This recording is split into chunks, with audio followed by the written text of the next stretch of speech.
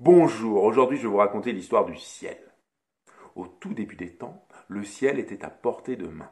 Et quand je dis à portée de main, il suffisait de lever le bras pour le toucher. Ainsi, il protégeait la terre de la chaleur du soleil et du froid du vent. Ce matin-là, deux femmes sortirent de leur case. Elles avaient beaucoup de travail, elles avaient beaucoup de mille à piler. Et à chaque fois qu'elles actionnaient leur pilon, le haut du pilon venait frapper le ciel. Et à chaque coup, un petit trou se formait dans le ciel. Ce qui fait qu'au bout d'un moment, le ciel était constellé de petits trous. Oh, le ciel s'est plein.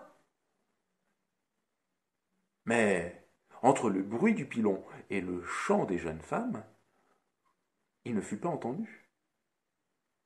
Alors, pour éviter d'être complètement troué, le ciel, petit à petit, s'est éloigné de la terre, et il a pris la place qu'il a aujourd'hui.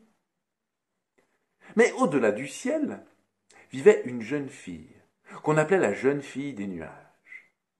Et tous les matins, la jeune fille des nuages allait jusqu'au puits chercher de l'eau.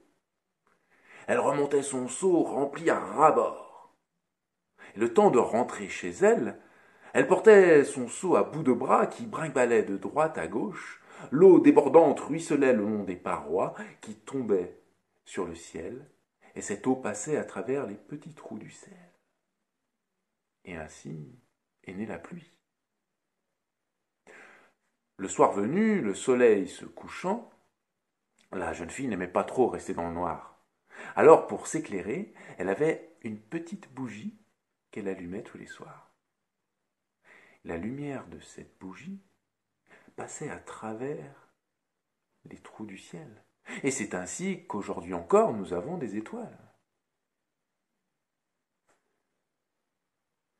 Alors, sans ces deux femmes qui pilaient le mil, sans la jeune fille des nuages, il n'y aurait pas de pluie, il n'y aurait pas d'eau sur terre, cette eau qui fait naître la vie.